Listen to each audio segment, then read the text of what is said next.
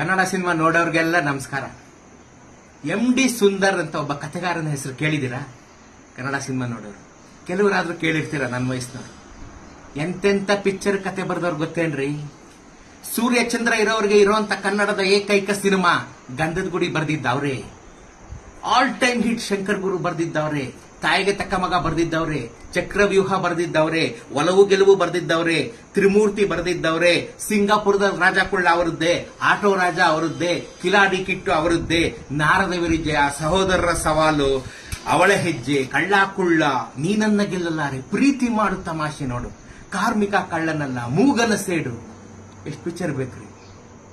ಕನ್ನಡದ ಖ್ಯಾತಿಯನ್ನ ಜಗದಗಲ ಮುಗಿಲಗಲ ದೇಶದಗಲ ಹಬ್ಬಿಸಿದಂತ ಕಥೆಗಳನ್ನ ಕೊಟ್ಟಂತ ಎಂ.ಡಿ. ಸುಂದರ್ ನಮ್ಗೆ ಯಾರಿಗೂ ಗೊತ್ತಿಲ್ಲ. ಬೆಂಗಳೂರಲ್ಲಿ ಹಸಿವಿನಿಂದ ಪ್ರಾಣ ಬಿಟ್ಟ ಪುಣ್ಯಾತ್ಮ. ನಮ್ ಜನ್ಮಕ್ಕೆ ಇಂಥ ಕಥೆಗಳು ಕೊಟ್ಟಂತ ಒಬ್ಬ ರೈಟರ್ನ ನಾವು ನೋಡ್ಕೊಂಡಿರೋ ಗತಿ ಇದು ರೀ. ಇಂಥ ಒಬ್ಬ ರೈಟರ್ಗೆ ನಾವು ಕೊಡ್ತಿರೋಂತ ಬೆಲೆ ಇದು. ಕನ್ನಡ ಚಿತ್ರರಂಗ ಉದ್ಧಾರ ಆಗೋದ್ರೆ ಎಲ್ಲಾಗುತ್ತೆ? ಎಂ.ಡಿ. ಸುಂದರ್ ಅನಾಮಿಕವಾಗಿ ಬೆಂಗಳೂರಿನಲ್ಲಿ ತೀರ ಬಡತನದಲ್ಲಿ ತಮ್ಮ ಕೊನೆಯ ದಿನಗಳನ್ನ ಕಳೆದು ತೀರ್ಕೊಂಡ್ಬಿಟ್ರು ಅಂತ ಗೊತ್ತಾದಾಗ ಎಷ್ಟು ಸಂಕಟ ಆಗುತ್ತೆ. ಆರ್ಡಿನರಿ ಸಿನಿಮಾ ಏನ್ರಿ? ಒಂದೊಂದು ಮುತ್ತುಗಳಲ್ವೇನ್ರಿ? ಕನ್ನಡದ ಮುತ್ತುಗಳಲ್ವೇನ್ರಿ? ಗಂಧದ ಗುಡಿ, ನೀನನ್ನ ಗೆಲ್ಲಲಾರೆ, ಶಂಕರ್ ಗುರು, ಏನ್ರಿ ಏನ್ರಿ? ಇಂಥ ಕಥೆಗಾರರನ್ನ ನಾವು ಈ ತರ ನೋಡ್ಕೊಂಡು ಮತ್ತೆ ಕಥೆಗಳಿಲ್ಲ ಅಂದ್ರೆ ಕನ್ನಡ ಚಿತ್ರರಂಗ ಉದ್ಧಾರ ಆಗೋದು ಯಾವ ಕಡೆಯಿಂದ ಯಾಕದು? ಕನ್ನಡ ಚಿತ್ರರಂಗ 60 ವರ್ಷದ ಒಂದು ಕಾರ್ಯಕ್ರಮ ಮಾಡಿ ಒಂದು ನೆನಪಿನ ಪುಸ್ತಕ ತಂತಲ್ಲ, ಒಂದೇ ಒಂದ್ ಲೈನ್ ಈ ಪುಣ್ಯಾತ್ಮನ ಮೇಲೆ ಇಲ್ಲ ರೀ ಆ ಪುಸ್ತಕದಲ್ಲಿ. ಇನ್ನೇನ್ರಿ ನೀವು ನೆನಪಿನ ಕಾಣಿಕೆ ತಗೊಂಬಂದಿರೋದು? ನೀವು ಇನ್ನೇನ್ ನೀವು ನೆನ್ಸ್ಕೊಳ್ಳೋದು ಹಿರಿಯರನ್ನ ನೆನ್ಸ್ಕೊಳ್ಳೋದು ಹೆಂಗೆ? ಅವ್ರು ಕೊಟ್ಟಂತ ಕಥೆಗಳೆಲ್ಲ ಅಂತಂತ ಅದ್ಭುತವಾದಂತ ಸಿನಿಮಾ. ನೆನಪುಗಾದ್ರೂ ಅವನು ಒಂದು ಒಳ್ಳೆ ಲೈಫ್ ಕೊಡ್ಲಿಲ್ವಲ್ಲ ನಾವೆಲ್ಲ ಸೇರಿ ಕನ್ನಡಿಗರು?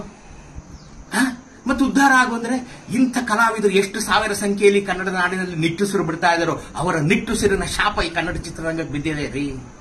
ಅದಕ್ಕೆ ಈಗ ಡೋಲಾಯಮಾನ ಸ್ಥಿತಿಗೆ ಬಂದು ನಿಂತಿರೋದು. ಅದಕ್ಕೆ ಈಗ ಕನ್ನಡ ಚಿತ್ರರಂಗ ಇಂಥ ರೈಟರ್ಗಳು, ಕಲಾವಿದರು, ಎಷ್ಟೆಷ್ಟು ಜನ ತಂತ್ರಜ್ಞರು ಅದೇನೆಲ್ಲಿ ಅದೇನೇನ್ ಕತೆ ಮಾಡ್ಕೊಂಡಿದ್ದಾರೋ, ಅನಾಮಿಕರಾಗಿ ಬಿದ್ದಿದ್ದಾರೋ, ಎಂತೆಂತ ಸಿನಿಮಾ ಕೊಟ್ಟವ್ರು ಎಲ್ಲೆಲ್ಲಿದ್ದಾರೋ ನೋಡ್ರಿ ನೋಡ್ರಿ ನೋಡ್ರಿ ನೋಡ್ರಿ.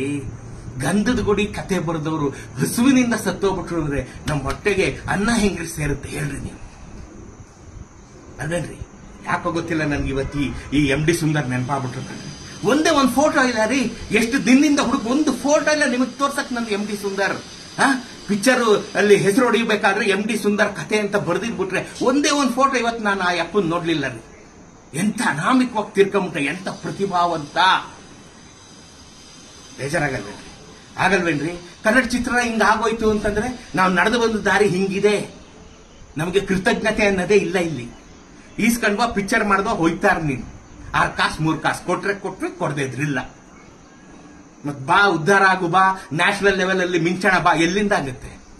ಮೊದಲು ನಮ್ಮನ್ನ ಚೆನ್ನಾಗಿ ನೋಡ್ಕೋಬೇಕು. ನಮ್ಮ ತಂತ್ರಜ್ಞಾನ, ಈ ಕತೆ ಬರೆಯೋರ್ನ, ಇವ್ರನ್ನೆಲ್ಲ ಚೆನ್ನಾಗಿ ನೋಡ್ಕೋಬೇಕಂದ್ರೆ ಆಮೇಲೆ ನಾವು ಉದ್ಧಾರ ಆಗೋದು. Sorry for the state of affairs. I am sorry.